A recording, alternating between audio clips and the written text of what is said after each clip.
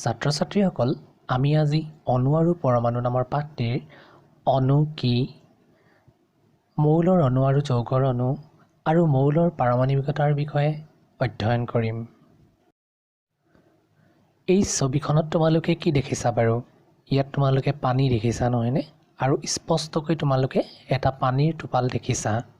এই পানীবোৰ আকৌ কিহেৰে গঠিত হয়? তোমালোকে নিশ্চয় ক'বা যে পৰমাণুৰে।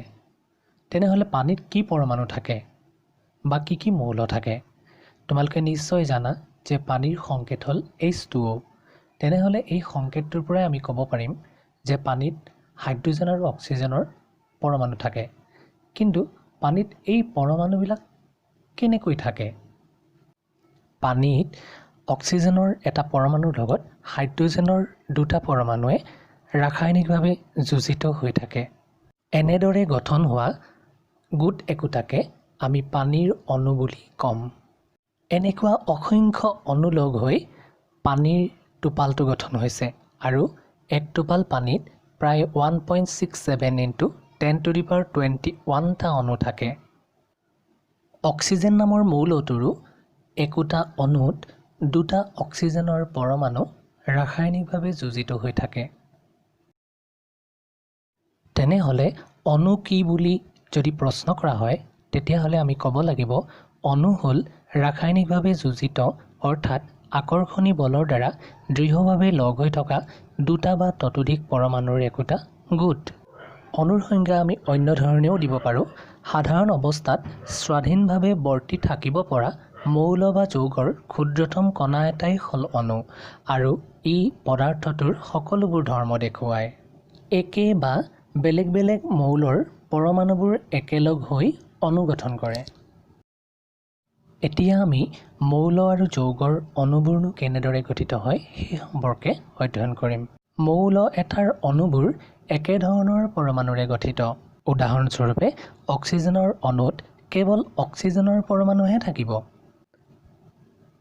কিছুমান মৌলৰ অণু মাত্ৰ এটা পৰমাণুৰে গঠিত। উদাহৰণস্বৰূপে আৰ্গন, হিলিয়াম ইত্যাদি মৌলৰ অণুত এটাহে পৰমাণু থাকে। কিছুমান মৌলৰ আকৌ এটা অণুত দুটা পৰমাণু লগ লাগি থাকে। উদাহৰণস্বৰূপে অক্সিজেনৰ এটা অণুত অক্সিজেনৰ দুটা পৰমাণু থাকে। সেয়েহে ইয়াক দ্বিপাৰমাণৱিক অণু হিচাপে জানো আৰু ইয়াৰ সংকেত হ'ব O2। অক্সিজেনৰ তিনিটা পৰমাণু লগ হৈ যিটো অণু গঠন কৰে তাক আমি অজনৰ অণু হিচাপে জানো আৰু ইয়াৰ সংকেত হ'ব O3। এতিয়া আমি এটা নতুন শব্দ পাৰমাণৱিকতাৰ লগত পৰিচয় হওঁ আহা। অণু এটা যিমান সংখ্যক পৰমাণুৱে গঠিত হয় তাকে অণুটোৰ পাৰমাণৱিকতা বোলে। অলপ আগত কৈ অহাৰ দৰে আৰ্গন আৰু হিলিয়ামৰ তেতিয়াহ'লে পাৰমাণৱিকতা কিমান হ'ব? 1 হ'ব, নহয়নে? যিহেতু সিহঁতৰ এটা অণুত কেৱল এটাহে পৰমাণু থাকে। অক্সিজেনৰ আকৌ এটা অণুত অক্সিজেনৰ দুটা পৰমাণু থাকে। সেয়েহে অক্সিজেনৰ পাৰমাণৱিকতা হ'ব 2। তোমালোকৰ পাঠ্যপুথিৰ পৃষ্ঠা নং 36ত তালিকা 3.3 চালে তোমালোকে দেখিবা তাত কেইটামান মৌলৰ পাৰমাণৱিকতা উল্লেখ কৰা আছে। আৰ্গন আৰু হিলিয়াম 1 পাৰমাণৱিক, অক্সিজেন, হাইড্ৰজেন, নাইট্ৰজেন, ক্লৰিন দ্বিপাৰমাণৱিক, ফছফৰাছ 4 পাৰমাণৱিক আৰু ছালফাৰ বহু পাৰমাণৱিক। এইখিনিতে এটা কথা জনাই থওঁ যে অক্সিজেন দ্বিপাৰমাণৱিক।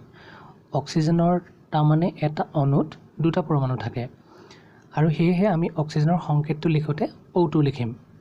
একেদৰে হাইড্ৰজেনো দ্বিপাৰমাণৱিক, গতিকে আমি হাইড্ৰজেন লিখিবলৈ হ'লে H2 লিখিম। নাইট্ৰজেনো দ্বিপাৰমাণৱিক N2 লিখিম আৰু ক্লৰিনো দ্বিপাৰমাণৱিক, গতিকে আমি Cl2 লিখিম। এতিয়া এটা প্ৰশ্ন, মৌলৰ পাৰমাণৱিকতাৰ সংজ্ঞা দিয়া। উত্তৰত লিখিব লাগিব যে মৌলৰ অণু এটা যিমান সংখ্যক পৰমাণুৰে গঠিত হয় তাকে মৌলটোৰ পাৰমাণৱিকতা বোলে। যেনে অক্সিজেনৰ পাৰমাণৱিকতা 2। এতিয়া আমি যৌগৰ অণুবোৰনো কেনেধৰণে গঠিত হয় সেই সম্পৰ্কে জানিবলৈ আগবাঢ়িছোঁ। বেলেগ বেলেগ মৌলৰ পৰমাণুৰ নিৰ্দিষ্ট অনুপাতত লগ হৈ যৌগৰ অণু গঠন কৰে। আমি পানীৰ অণুটো যদি উদাহৰণ হিচাপে লওঁ তেতিয়া ইয়াত হাইড্ৰজেন আৰু অক্সিজেন পৰমাণুৰ অনুপাত আমি দেখিবলৈ পাম 2:1, অৰ্থাৎ দুটা হাইড্ৰজেনৰ পৰমাণু আৰু এটা অক্সিজেনৰ পৰমাণু লগ হৈ পানীৰ অণু গঠন হৈছে। আমি অন্য এটা যৌগৰ অণু লক্ষ্য কৰোঁ, এমোনিয়া। এমোনিয়াৰ সংকেত NH3, অৰ্থাৎ তাত এটা নাইট্ৰজেন পৰমাণুৰ লগত 3টা হাইড্ৰজেন পৰমাণু যোজিত হৈ থাকে। এনেদৰে বেলেগ বেলেগ মৌলৰ পৰমাণুৰ নিৰ্দিষ্ট অনুপাতত লগ হৈ যৌগৰ অণু গঠন কৰে। ছাত্ৰ ছাত্ৰীসকল, আজিলৈ আমাৰ আলোচনা ইমানতে সামৰিছোঁ। আশা কৰিছোঁ আলোচনাটিৰ পৰা তোমালোক উপকৃত হৈছা। আৰু পাঠ্যপুথিৰ যদি কিবা নুবুজা বিষয় আছে তেতিয়াহ'লে তোমালোকে কমেণ্ট বক্সত উল্লেখ কৰিবা। ভৱিষ্যতৰ ভিডিঅ'সমূহত পৰ্যায়ক্ৰমে সেই বিষয়সমূহৰ ওপৰত ভিডিঅ' প্ৰস্তুত কৰা হ'ব। ধন্যবাদ।